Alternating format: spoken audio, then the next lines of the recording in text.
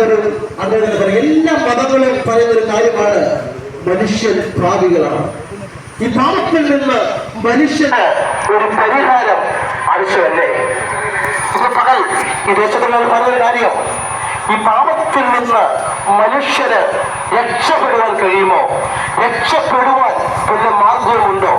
ഇന്ന് പകൽ ഞാൻ പറഞ്ഞ നാളുകളായി ഈ നിൽക്കുന്ന ഞങ്ങൾ അഭിഷക്തന്മാരുടെ കയ്യിലേക്ക് മൈക്കൊക്കെ കൈമാറിയാൽ ഒരു പറയും, ഒരു കാലത്ത് നാടിനും നാട്ടുകാർക്കും വീടിനും വീട്ടുകാർക്കൊക്കെ ഭാരമായി ജീവിച്ചവരാണ് ഞങ്ങള്. മദ്യത്തിനടിമയായി കഞ്ചാവിനടിമയായി ജീവിച്ച ഒരു കാലം ഞങ്ങൾ പുറകിലുണ്ട്. അവിടെ നിന്ന് ഞങ്ങൾ മാറ്റം വരുത്തിയ ഒരു മാർഗമാണ് യേശുക്രിസ്തുവിന്റെ സുവിശേഷം എന്ന് പറയുന്നത്. അതുകൊണ്ട് ഇന്ന് പറയാൻ പറഞ്ഞ കാര്യമുണ്ട്, അതിൽ നിന്ന് മാറ്റം വരുത്തുന്ന ഒരു മാർഗമാണ് സുവിശേഷം എന്ന് പറയുന്നത്. എന്തുകൊണ്ടാണ് സുവിശേഷം എന്തുകൊണ്ട് പ്രസിദ്ധിപ്പെടുവാൻ കാരണമെന്ന് ചോദിച്ചാൽ, ഈ സുവിശേഷം ചെന്ന സ്ഥലത്തൊക്കെയും വലിയ മാറ്റങ്ങൾ സംഭവിച്ചിട്ടുണ്ട്. എന്താണ് മാറ്റമെന്ന് ചോദിച്ചാൽ, ആഫ്രിക്കൻ വനാന്തരത്തിൽ ഈ സുവിശേഷമായി ദേവദാസന്മാർ കടന്നു ചെന്നു. അവിടെ മതഭോജികളുടെയിൽ ഈ സുവിശേഷം കടന്നു ചെന്നു. നിങ്ങൾക്കറിയാമോ, മനുഷ്യനെ ഭക്ഷിക്കുന്ന മതഭോജികളുടെയിൽ ഈ സുവിശേഷം കടന്നു ചെന്നു. അവിടെ ചെന്ന് സുവിശേഷത്തിന്റെ തലകര് യേശുവിന് വേണ്ടി, സുവിശേഷത്തിന് വേണ്ടി അവർ ഹൃദയത്തെ വിട്ടുകൊടുത്തു. അവർ യേശുവിനെ അവർ സ്വീകരിക്കുവാൻ വന്നു. എന്നാൽ അവരൊരു മതഭോജിയോട് ഒരു ദേവദാസികൾ ചോദിച്ചു, അല്ലയോ മതഭോജി, ഈ സുവിശേഷം നമ്മുടെ ജീവിതത്തിൽ വന്നതുകൊണ്ട് എന്താണ് നിങ്ങൾക്കുണ്ടായ മാറ്റമെന്ന് ചോദിച്ചപ്പോൾ മതഭോജിയെ മനുഷ്യൻ പറഞ്ഞു, ദേവദാസ, ഈ സുവിശേഷം ഞങ്ങളുടെ ജീവിതത്തിൽ വന്നതുകൊണ്ടാണ് ഇന്ന് അങ്ങ് ജീവനായി ഞങ്ങളുടെ മുമ്പിൽ നിൽക്കുന്നത്. അല്ലെങ്കിൽ ഇന്നത്തെ ആഹാരം പ്രിയ ദേവദാസനായി തീർന്നേനെന്ന് ആ മതഭോജി പറയാനാണ് വന്നു. മതഭോജിയെ മതസ്നേഹിയാക്കിയ മറ്റ് ഉച്ചമാർഗമുണ്ടെങ്കിൽ ആ മാർഗത്തിന്റെ പേരാണ് യേശുക്രിസ്തുവിന്റെ സുവിശേഷം. ഈ സുവിശേഷം ഏത് കാലഘട്ടത്തിലും ഏത് സ്ഥലത്തും ചന്ദ്രത്തോടെ ആവേശത്തോടെ പ്രസംഗിക്കാൻ കാരണമെന്ന് ചോദിച്ചാൽ, ഈ സുവിശേഷം ചെന്ന സ്ഥലത്ത് വലിയ സമാധാനം ഉണ്ടായിട്ടുണ്ട്, വലിയ സന്തോഷമുണ്ടായിട്ടുണ്ട്. അപ്പനെയും അമ്മയെയും ഒക്കെ സ്നേഹിക്കുവാൻ പഠിപ്പിച്ച ഒരു മാർഗമുണ്ടെങ്കിൽ ആ മാർഗമാണ് യേശുക്രിസ്തുവിന്റെ സുവിശേഷം എന്ന് പറയുന്നത്. അങ്ങനെയാണെങ്കിൽ യേശു ആരാണെന്ന് തിരിച്ചറിയണം. എല്ലാവരും പറയുന്നത് യേശു യേശു എന്താണ് യേശുവിന്റെ പ്രത്യേകത? എന്തുകൊണ്ടാണ് യേശു ക്രിസ്തുവിനെ കുറിച്ച് ഇങ്ങനെ വഴിയോരങ്ങളിൽ നിന്ന് പ്രസംഗിക്കപ്പെടാൻ കാരണമെന്ന് ചോദിച്ചാൽ, യേശു ആരാണെന്ന് തിരിച്ചറിയണം. എന്തുകൊണ്ട് വേഗം നല്ല വാക്യം നിർത്താം. യേശു ആരാണെന്ന ചോദ്യത്തിന് ഒത്തിരി ഉത്തരങ്ങൾ നമുക്ക് പറയാൻ കഴിയും. ചിലർ പറയും, യേശു യോസേപ്പിന്റെ മകനാണ്, യേശു മറിയയുടെ മകനാണ്, യേശു അത്ഭുതം ചെയ്യുന്നവനാണ്, യേശു മരിച്ച ഉയർപ്പിച്ചവനാണ്. അനേക ചോദ്യങ്ങൾ നോക്കുമ്പോൾ വിശുദ്ധ തിരുവഴുത്തിൽ തക്വർ വരുന്നു. യേശു ആരാണെന്ന് ചോദിച്ചാൽ, യേശു ആ ഒറ്റ ഉത്തരവേ ഉള്ളൂ, അവൻ ലോകത്തിന്റെ രക്ഷിതാവാണ്. കർത്താവ് യേശു ക്രിസ്തു പാപത്തിൽ നിന്ന് നമ്മളെ രക്ഷിക്കാൻ വേണ്ടി അവതരിച്ച ഒരുവരുണ്ടെങ്കിൽ അവന്റെ പേരാണ് കർത്താവ് യേശു ക്രിസ്തു. ഇന്ന് പകലിന് ജീവിതത്തിന്റെ അകത്ത് പാപത്തിന് ഏറ്റവും അനുമതിക്കണമെന്ന് രക്ഷപ്പെടുവാൻ നീ അനേക മലകൾ കയറുമ്പോൾ, അനേക നേർച്ചയാഴ്ചകൾ ചെയ്യുമ്പോൾ, ഇന്ന് ഞങ്ങൾ വിളിച്ചുകയും നേർച്ചയാഴ്ചകളെ കൊണ്ടോ നീ നടന്ന സ്ഥലം നോക്കൊണ്ടോ ചെരുപ്പുഴ നിലനിർത്തോ യഥാർത്ഥമായിട്ട് പാപത്തിൽ നിന്ന് രക്ഷപ്പെടാൻ കഴിയാതിരിക്കുമെങ്കിൽ ഇന്ന് പകൽ ആ യേശുവിലേക്ക് ഹൃദയത്തിൽ വിട്ടുകൊടുത്താൽ ഈ രക്ഷ സൗജന്യമായി നിങ്ങൾക്ക് കിട്ടുമെന്ന കാര്യം ഇന്ന് പകൽ മറന്നു പോകരുത്. യേശുക്രിസ്തുവിന്റെ ജനനം ഒരു അത്ഭുതമായിരുന്നു. യേശുക്രിസ്തു ഏകദേശം 33 തിരുവയസ്സ് വരെ കർത്താവ് യേശു ഈ ഭൂമിയിൽ ജീവിച്ചു.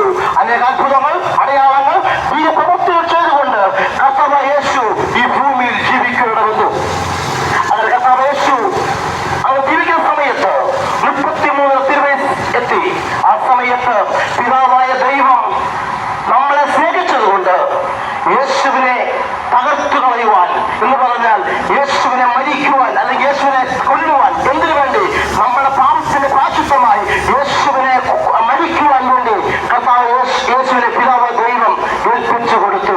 അങ്ങനെ കർത്താവ് യേശുവിനെ ഗദത്സമനയിൽ വെച്ച് 33 തിരുവയസ്സിൽ കർത്താവ് യേശുവിനെ അവർ പിടിച്ചു. പീലത്തോസിന്റെ ഗമന എന്ന കൽത്തളത്തിലേക്ക് കർത്താവ് യേശുവിനെ അവർ കൊണ്ടുവന്നു. റോമ ഗവൺമെന്റ് നിയമമനുസരിച്ച് ഒരു മനുഷ്യനെ അടിക്കാനേൽപ്പിച്ചാൽ അവരുടെ പ്രധാന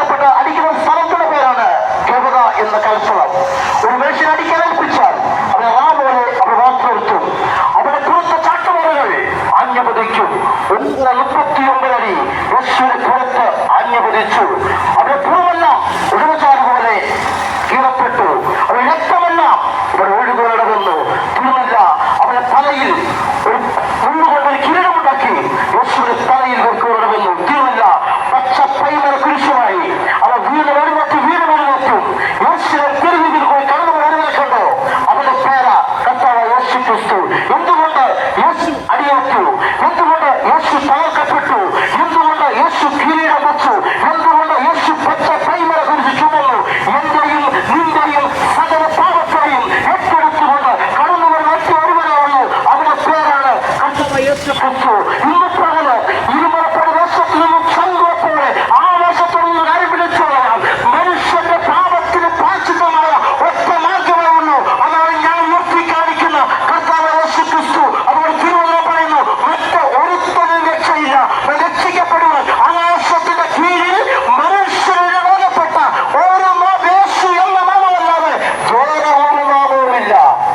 ഈ നാമത്തിനെ കാണുവാൻ നീ ഒരു രൂപ മുടക്കണ്ട, നീ ചെരുപ്പിടാൻ നോക്കണ്ട, നീ നുഴഞ്ഞു നോക്കണ്ട, ഒരു കാര്യം ചെയ്യണ്ട.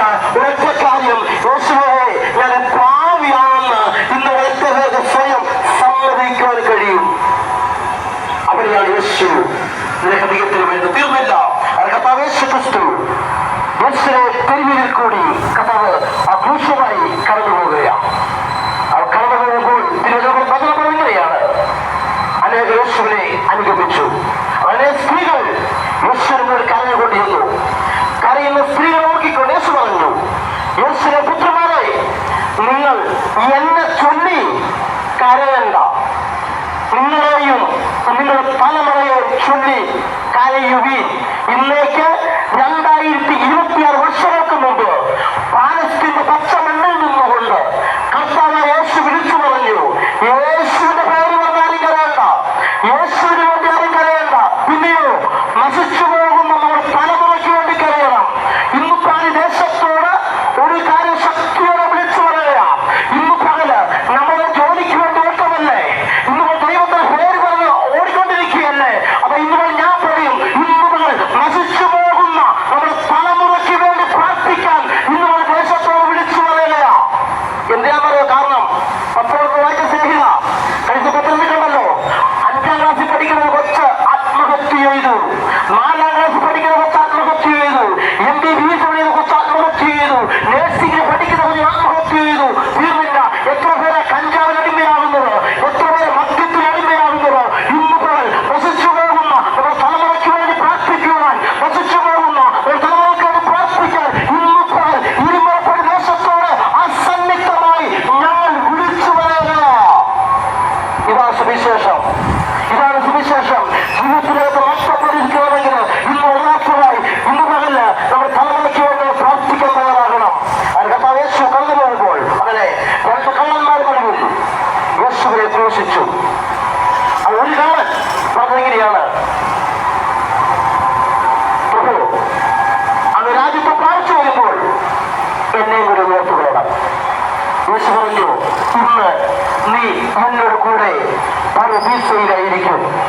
ഇന്നിവിടെ ചോദിക്കട്ടെ, 2 കള്ളന്മാർ നടുവിൽ കിടക്കുന്ന യേശുവിനെ കണ്ടോ? അതിലൊരു കള്ളൻ യേശുവിനെ ദുഷിച്ചു, ഒരു കള്ളൻ യേശുവിനെ സ്വീകരിച്ചു. അവരുടെ ജീവിതത്തിൽ അവർ ഏറ്റവും വലിയ കളവിയായിരിക്കും അത് പിടിച്ചത്. അവരുടെ ജീവിതത്തിൽ അവസാന നിമിഷമെത്തി. ഇനി ഒരു രക്ഷമിയ സമയത്ത് യേശുവോട് പറഞ്ഞ്, പ്രഭു അങ്ങ് രാജ്യത്തിൽ വരുമ്പോൾ പ്രാപിച്ചു വരുമ്പോൾ എന്നെ ഓർക്കണം. യേശു പറഞ്ഞു, ഇന്ന് നീ എന്നോട് കൂടെ പരദീസയിലായിരിക്കും. ഒറ്റ കാര്യം, ഇന്ന് പകൽ എന്നെ കേൾക്കുന്ന സ്വതക്കാരെ ശക്തി വിളിച്ചു പറയാം, നിന്റെ പാപം എത്ര കടും ചുമപ്പായാലും അതിനെ ഹിമപ്പോലെ വെളുപ്പിക്കുന്ന ഒറ്റ ഒരുവനുള്ളൂ. അവന്റെ പേര കർത്താവായ യേശു ക്രിസ്തു. ഇന്ന് പകൽ 2 കള്ളന്മാരുടെ യേശുവിനെ കണ്ടോ? അവരുടെ യേശു ഒരു കള്ളൻ യേശുവിനെ സ്വീകരിക്കൊണ്ടിരുന്നു. അതിനുശേഷം യേശു ഉറക്ക വിളിച്ച് പ്രാണനെ വിട്ടു. യേശു ഉറക്ക വിളിച്ചു പറയാൻ എന്താണെന്നറിയാമോ? ഇന്ന് പകൽ ദേശത്തോട് പകൽ വാക്കുകൾ ആഗ്രഹിക്കുക. ഇന്നേക്ക് 2026 വർഷങ്ങൾക്ക് മുമ്പ് കർത്താവായ യേശു ഉറക്ക വിളിച്ചത് എന്താണെന്നറിയാമോ? ഇന്ന് പകൽ ദേശത്തോട് പറയും, കർത്താവായ യേശു ക്രിസ്തു ഉറക്ക വിളിച്ചു പറയുക. ഇന്ന് പകൽ എന്നെ കേൾക്കുന്ന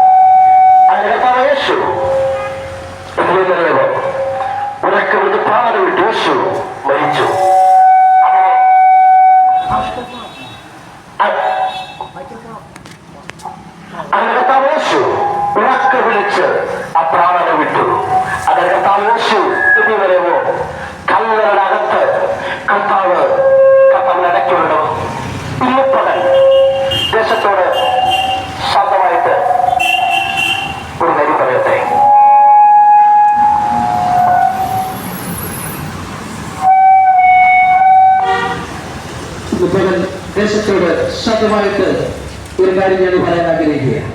ഇന്ന് പകൽ എന്റെ വാക്കിൽ ഞാൻ നിർത്തുകയാണ്. എന്നാൽ കർത്താവ് യേശു ഉറപ്പോടെ പ്രാണന വിട്ടു. യേശുവിനെ കല്ലറകത്ത് അവർ അടച്ചു. അവരോട് എല്ലാവരും പറഞ്ഞു, സുവിശേഷം ഇവിടെ കൊണ്ട് തീർത്തുള്ളൂ, സുവിശേഷം ഇവിടെ കൊണ്ട് തീർന്നെന്ന് സകലരും പറഞ്ഞു. സുവിശേഷം ഇവിടെ കൊണ്ട് തീർന്നെന്ന് ചോദിക്കട്ടെ. എന്റെ വാക്കുകൾ ഒറ്റ കാര്യം, അങ്ങനെ കല്ലറകത്ത് യേശുവിനെ അടച്ചപ്പോൾ സകലരും പറഞ്ഞു സുവിശേഷം വിടപെടുത്തിയിരുന്നു. നിങ്ങൾക്കറിയാമോ, ലോകം കണ്ട അനേക മഹാന്മാർ മരണമെന്ന മഹാസത്യത്തിന്റെ മുമ്പിൽ അവർ മുട്ടുമടക്കി തോറ്റുപോയി. ഒരു കവിത്രിമാരി ഇങ്ങനെയല്ലേ, സമർത്ഥനായ സീസറും പ്രസിദ്ധനായ ഹോമറും സമർത്ഥമറ്റ സോളമൻ തുടങ്ങിയുള്ള ഹിറ്റരും കാലചക്രവിക്രമത്തിൽ അവർന്നുപോയി. പിന്നെ നമുക്കെന്ത് ശങ്ക, മറ്റൊന്നുമില്ലതിൽ ലോകം കണ്ട സകല മഹാന്മാരും മരണമെന്ന മഹാസത്യത്തിന് മുമ്പിൽ അവർ മുട്ടുമടക്കി അവർ തോറ്റുപോയി. അവർ മരിക്കുന്നതിന് മുമ്പ് അവർ ആര് വിളിച്ചു പറഞ്ഞു, ഞാൻ മരിക്കുകയാ, എനിക്കൊരു സ്മാരകമുള്ളവരെ എന്റെ ഓർമ്മയ്ക്കായിട്ട് ഇന്ന കാര്യം ചെയ്യാൻ പറഞ്ഞപ്പോൾ ഞങ്ങൾ ഇവർ ഉയർത്തി കാണിക്കുന്ന കർത്താവ് യേശു ക്രിസ്തു മരിച്ചിട്ട് അവൻ പറഞ്ഞു, ഇല്ല ഞാൻ മൂന്നാം നാൾ ഉയർത്തുന്നത് മാത്രമല്ല താമസമല്ല, യേശു മടങ്ങി വരും. ഇന്ന് പകലില്ല, മൂന്നാമത്തെ ദിവസം മരണമേ ജയമെവിടെ, മരണമേ ഇതിന് വിഷമുള്ളവിടെ ചോദിച്ചുകൊണ്ട് മൂന്നാം നാൾ ഉയർത്തെഴുന്നേറ്റ ഒറ്റ ഒരുവരെയുള്ളൂ, അവന്റെ പേരാ കർത്താവായ യേശു ക്രിസ്തു. ഇന്ന് പകലില്ല ആ യേശു കർത്താവിലേക്ക് പ്രാർത്ഥനയിൽ സ്വാഗതം ചെയ്യുക. ഏകദേശം കർത്താവ് യേശു 40 ദിവസം ഈ കർത്താവ് യേശു ഈ ഭൂമിയിൽ ജീവിച്ച് ഉണ്ടായിരുന്നു. അതിനുശേഷം സ്വർഗ്ഗം സമയത്ത് യേശു വന്നിങ്ങനെയാണ്, ഞാൻ പോയതുപോലെ മടങ്ങി വരും. ഇന്ന് പകൽ ദേശത്തിന് കാര്യം പറയട്ടെ, അധികം നാള് ഞങ്ങളെപ്പോലെ ഒത്തിരി ആളുകള് ഒത്തിരി സ്ഥലങ്ങളില് രാജ്യങ്ങളില് പരിസ്ഥ സ്ഥലത്തു നിന്നുകൊണ്ട് യേശുവിനെ പ്രസംഗിക്കുമ്പോൾ ഞങ്ങൾ പറയും, അധികം നാള് ഇത് പ്രസംഗിക്കാൻ ഞങ്ങൾ കാണത്തില്ല, കാരണം ഞങ്ങളുടെ യേശു മടങ്ങി വരാൻ സമയമായി. വിളിച്ചു പറയുക, യേശു മടങ്ങി വരാൻ സമയമായി. അതിനു മുമ്പ് ഒറ്റ നിമിഷം ആ യേശുവിനെ ഇന്ന് ഹൃദയത്തിലേക്ക് എത്തുന്നവർക്കൊന്ന് സ്വീകരിക്കാൻ കഴിയും. ഞാൻ നിർത്തുക, ഒറ്റ നിമിഷം, യേശുവേ ഞാൻ പാപിയായ ഒരു മനുഷ്യനാണ്, എന്റെ ജീവിതത്തിൽ സമാധാനമില്ല, ഞാൻ ഉറങ്ങിയിട്ട് മാസങ്ങളായി ദിവസങ്ങളായി, ഇന്ന് ഞാൻ വിശ്വസിക്കുന്നു യേശു എനിക്ക് വേണ്ടി മരിച്ചത്, എന്റെ പാപത്തിന് ഞാൻ വിശ്വസിക്കുന്നു കേട്ടാവേ. ഇന്ന് ഒരു നിമിഷം ഞാൻ നിങ്ങൾക്ക് വേണ്ടി പ്രാർത്ഥിക്കാൻ പോവുകയാണ്. ഒരു നിമിഷം ആ ഇരിപ്പിടത്തിൽ നിന്നുകൊണ്ട് ആ കണ്ണുകളടച്ച് ആ ഹൃദയത്തോടെ കയ്യിൽ ചേർത്ത് പിടിച്ച്, യേശുപ്പാ ഞാൻ പാപിയായ മനുഷ്യനാണ്, എന്റെ ജീവിതം സമാധാനമില്ലാതെ ഞാൻ ആത്മഹത്യക്ക് വേണ്ടി ചിന്തിച്ചിരിക്കുക. എന്റെ അപ്പനെ ഉപേക്ഷിച്ചു, എന്റെ അപ്പയ്ക്ക് വേണ്ട, മക്കൾക്ക് വേണ്ട, ഭർത്താവിന് വേണ്ട, പക്ഷേ യേശുവിന്റെ ആവശ്യമാണ് കേട്ടോ. നിങ്ങൾ ആത്മഹത്യ ചെയ്യരുത്, ആത്മഹത്യ ചെയ്യരുത്. നിങ്ങൾ സ്നേഹിക്കുന്ന ആ യേശുവിനെ ഒരു നിമിഷം ആ കണ്ണുകൾ അടച്ച്, യേശുപ്പാ ഞാൻ പാപിയായ ഒരു മനുഷ്യനാണ്, ഇന്ന് പകൽ അങ്ങ് എനിക്ക് വേണ്ടാണ് മരിച്ചെന്ന് ഞാൻ വിശ്വസിക്കുന്നു. എന്റെ പാപത്തിന് കാച്ചുതവ മരിച്ച യേശു ഇന്ന് പകൽ നിന്റെ ഹൃദയത്തിൽ വാഴുന്ന പകലാണ്. കർത്താവേ, ഞാൻ സ്നേഹിക്കുന്ന സ്വർഗ്ഗമല്ല പിതാവേ, ഈ ദേശത്തെ ദൈവക്കരയിലേക്ക് സമർപ്പിക്കുന്നു. കർത്താവേ, ആരെങ്കിലും ഭാരത്തോടെ പ്രയാസത്തോടെ ദുഃഖത്തോടെ വേദനയായിരിക്കുന്നുവെങ്കിൽ ഇന്ന് പകൽ ആ യേശുവിന്റെ സമാധാനം കുടുംബത്തിൽ വരട്ടെ, യേശുവിന്റെ സന്തോഷം ആ കുടുംബത്തിൽ വരട്ടെ. എല്ലാ ഭാരങ്ങൾ മാറിപ്പോകട്ടെ, എല്ലാ രോഗങ്ങൾ മാറിപ്പോകട്ടെ, എല്ലാ ആത്മകളുടെ പ്രവണതകൾ യേശുവിന്റെ നാമത്തിൽ മാറിപ്പോകട്ടെ. ഒരു വലിയ സമാധാനം ഇന്ന് സ്തോത്രം ചെയ്യുന്നു. ഈ പ്രദേശത്തെ എല്ലാ വ്യാപാരികളോട് പ്രാർത്ഥിക്കുന്നു. ഓട്ടോ ഡ്രൈവേഴ്സ് എല്ലാവരെയും പിതാവിനെ പുത്രന്റെ പരിശുദ്ധ നാമത്തിൽ അനേകം പ്രാർത്ഥിക്കുന്നു. എല്ലാ പദത്തിനും പുകഴ്ചയും യേശുവിന് തരുന്നു. പ്രാർത്ഥനായി സ്തോത്രം യേശുവിൻ നാമത്തിൽ.